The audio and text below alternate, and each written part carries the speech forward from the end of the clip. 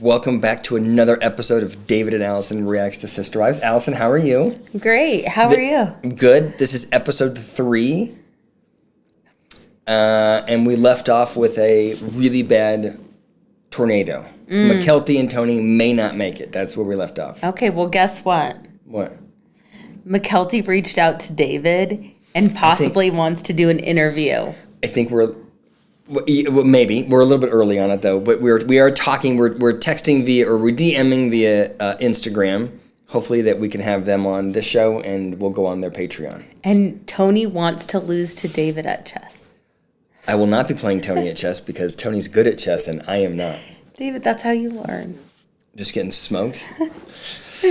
Okay, ready? Ready to get into it? Oh, it's dent in the window, Tony. Get off. It's broken the glass. Oh. I like how Tony's like, let's put the visor down. That's gonna... Okay, I want you to notice how relatively calm Mykelti is. And I'd like you to compare and contrast that to what happens when you and I get in a hailstorm. David, I think you literally seek to be unsheltered in a hailstorm. So, like, I don't want, this conversation doesn't make sense because, like, they're trying to figure out what to do, but you will go to a shelter and then drive out from under it just to get struck by it. No, I'm trying to time the hail. And just for the record, Tony is on the freeway and his windshield is getting cracked. I think if you were in the car, you would have been chastising me about having not seen the hail coming and gotten off the freeway. She's so much better than me. She's certainly nicer. I am very well aware of what the eggplant emoji on social media is used for. What's the emoji for? A hog? A hog? A wiener? Yeah, okay, good. Well done. Do you know eggplants come on trees? Oh, all of that sounded really bad.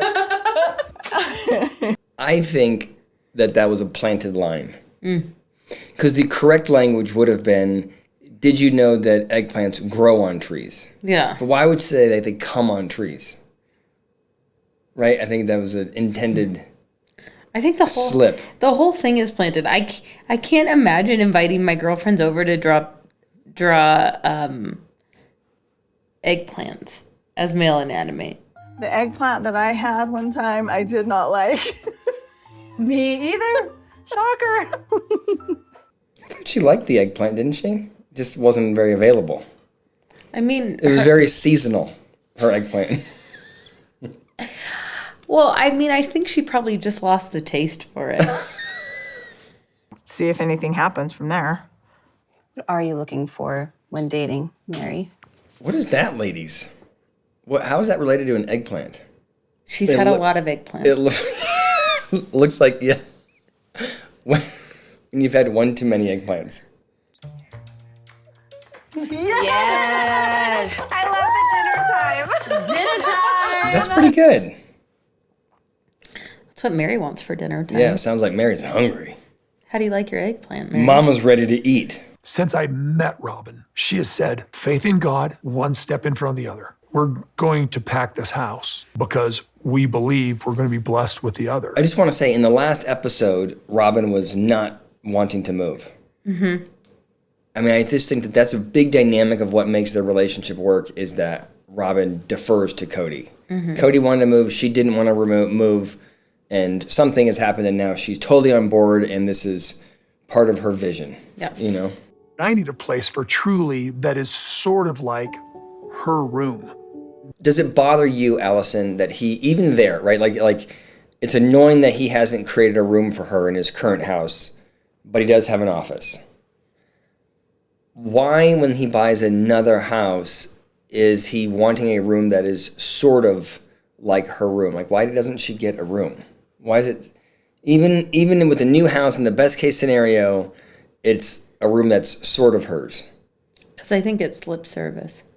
Yeah, it's a weird thing to me. There's a lot of strained relationships amongst me and my adult children, so this house is a new opportunity to invite them here and to potentially enjoy their company here. I've said it 1,000 times, but I think it is so short-sighted on his part to think that at any level, his adult children give a shit about what his house looks like, as though that's the reason why they're not visiting. Mm-hmm. Meanwhile, they're over, hanging out with Janelle, Who doesn't have a house. who doesn't have a house. Yeah.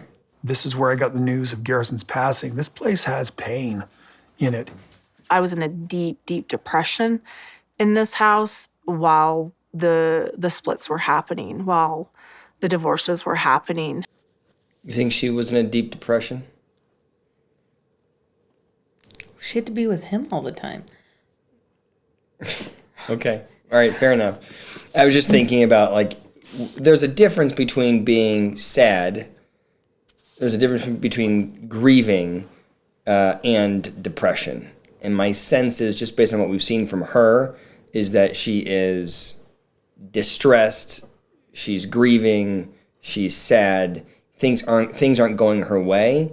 I don't know if I would categorize at least what I've seen on the show. And again, I know I'm looking through a keyhole here, but depression is a different psychological sort of mechanism, right? Mm-hmm. It's not sadness; it's a sense of emptiness. There's nothing there.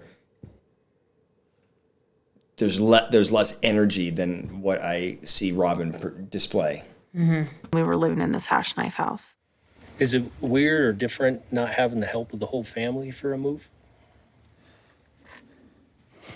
What do you make of that, Allison? I think, yeah, it is. Probably sad. But what do you make of their, kind of non-committal response? To not be authentic? I find it irritating. Yeah, it is. It's sad. Yeah. Why laugh and say next question? Yeah. We can only answer questions about how we get this table out. Yeah, I don't know if it's that they hadn't. I don't know. Maybe they hadn't thought about it.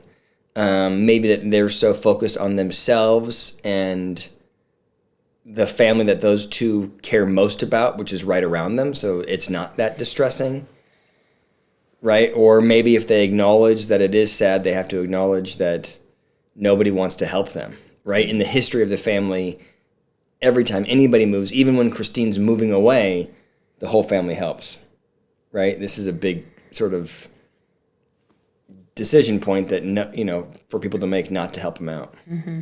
Yes. This is kind of exciting. These are the best road trips. What? Yes. What do you want, a boring one where you don't do anything, you fall asleep? Oh, hell no. I feel like I really like David. Mm-hmm. I like everything about him.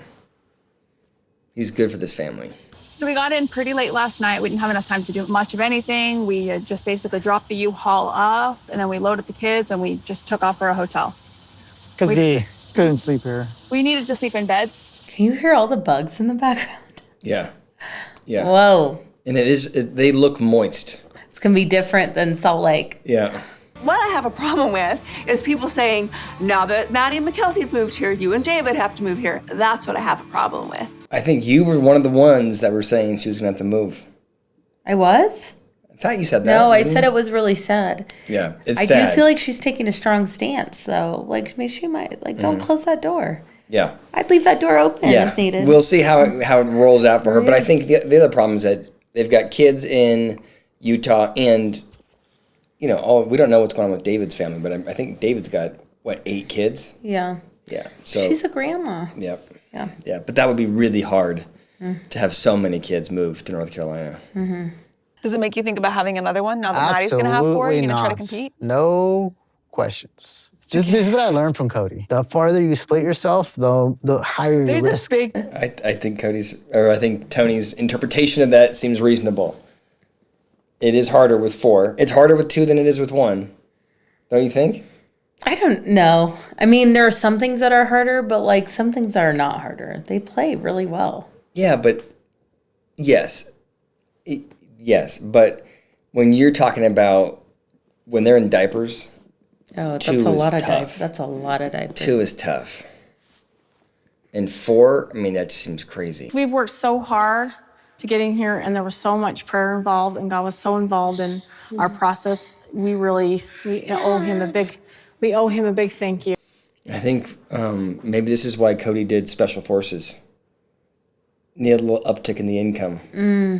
What's your favorite thing about my house? About moving out here away from your loving mother? No, I didn't.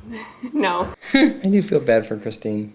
She's such a good grandma. Yeah. Excited about the change, the difference, the opportunity. There's a lot of opportunity out here. I'm excited for you. Thank you, but you're not excited about it, but you're excited for me.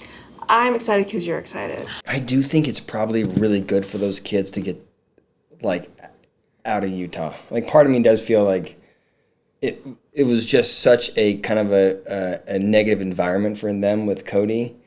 Like, starting fresh and seeing a different part of the world outside of their faith, right? That's just going to be very freeing for them. Mm-hmm.